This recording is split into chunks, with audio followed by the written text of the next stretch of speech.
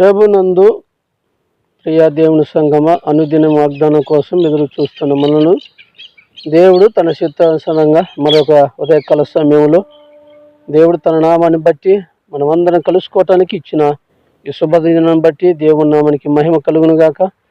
మరి ఈ సమయంలో ఉదయకాల సమయంలో మరొకసారి ప్రభు నామాన్ని గణపరచడానికి, స్తుతించడానికి దేవుడు మనకు చేసిన మేలును బట్టి ఈ దినమందు వాగ్దానాన్ని మనం ధ్యానం చేద్దాం.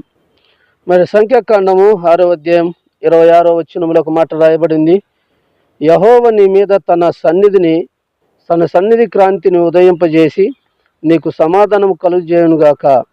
అట్లు వారు ఇశ్రాయేలు మీద నా నామమును ఉచ్చరించుట వలన నేను వారిని ఆశీర్వదించెదను.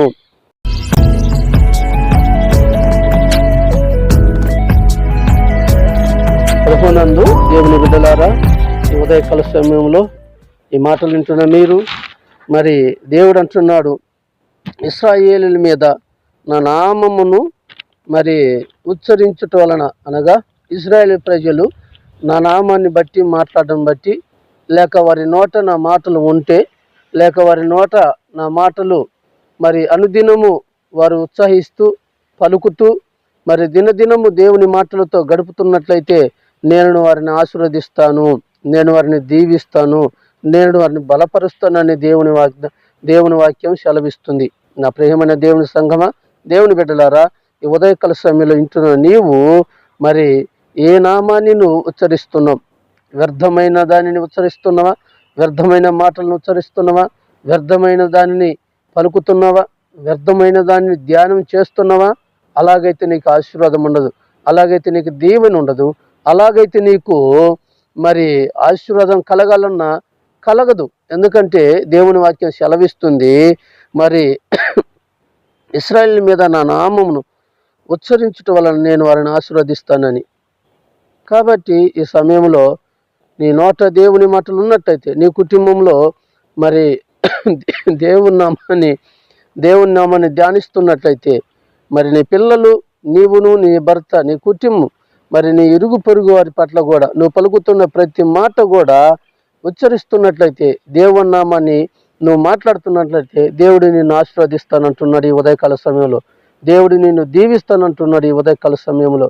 మరి నువ్వు ఎక్కడ ఉన్నా కానీ ఒక దేవుని బిడ్డగా, దేవుని దాసుడిగా, ప్రభువు నమ్ముకున్న కుటుంబముగా, మీరు పనులు చేసే పొలాలలో కావచ్చు, మరి ఇరుగు పొరుగు కుటుంబాల కాడ కూర్చున్నప్పుడు కానీ, మరి ఎక్కడున్నా నువ్వు దేవుని నామాన్ని మాత్రమే ఉచ్చరించాలి. దేవుని వాక్యము నీ నోట ఉండాలి, దేవుని పాటలు నీ నోట ఉండాలి, దేవుని యొక్క అనుదిన ప్రార్థన నీ నోట ఉండాలి.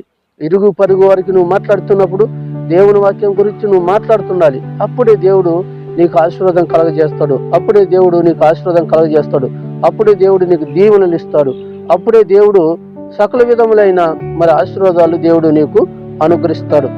ఎక్కడైతే మరి నిర్గమకాండ 27 అంటాడుగా, వ్యర్థమైన దానిని ఉచ్చరింపకూడదని.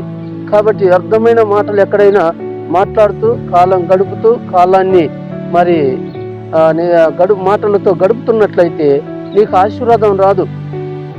ఎక్కడ నువ్వు కూర్చున్న చోట వ్యర్థమైన మాటలు, వ్యర్థమైన నవ్వులు, వ్యర్థమైన పలుకులు, వ్యర్థమైనవి నువ్వు నీ తోటి వారితో మాట్లాడుతున్నప్పుడు వాళ్ళు అనుకుంటారు నిన్ను చూసి, అమ్మాయి ప్రభువు నమ్ముకుంది, ఏమో వేలనగా ఎగతాళిగా మాట్లాడుతుంది, ఏమో నోట మరి ఇటు భయంకరమైన మాటలు వస్తున్నాయే, ఏమి నమ్ముకున్నట్లు దేవుని అని చెప్పి వారు నిన్ను ఎగతాళిగా అనుకోవచ్చు మనుషులు. కాబట్టి నువ్వు దేవుని బిడ్డవు, దేవుని దాసుడు కాబట్టి నువ్వు కూర్చున్న చోట, లేచిన చోట, పనికి వెళ్ళిన చోట, ఇరుగు పొరుగు వారి చోట నీ నామాన్ని, దేవుని నామాన్ని నీ నోట నువ్వు పలకాలి.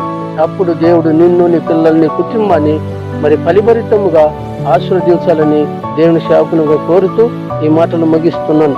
ప్రార్థన చేసుకుందాం. దయగల తండ్రి, ప్రేమ కలిగిన ప్రభువా, ఈ పాదాలకు స్తోత్రాలు చెల్లిస్తున్నాం. ఈ ఉదయకాల దీవెనతో అయ్యా విన్న మీ బిడ్డలందరినీ ఆశీర్వదించండి, దీవించండి. అయ్యా మా ప్రియ బిడ్డలు నా తండ్రి, ఉదయకాలం మొదలుకొని సాయంకాలం వరకు కూడా నా తండ్రి, వారు ఏ పని బాటల్లోనూ ప్రభా నీ మాటలు పలుకుతూ, నీ పాటలు పాడుతూ, నీ వాక్యాన్ని ధ్యానం చేస్తూ, నీ సువార్తని ఇతరులకు బోధిస్తున్నట్లయితే నా తండ్రి, నీ బిడ్డలను ఆశీర్వాదకరంగా ఫలిభరితంగా వాడుకోమని యేసు నామమున స్తుతించి అడిగి వేడుకుంటున్నాం తండ్రి. ఆమేన్. God bless you.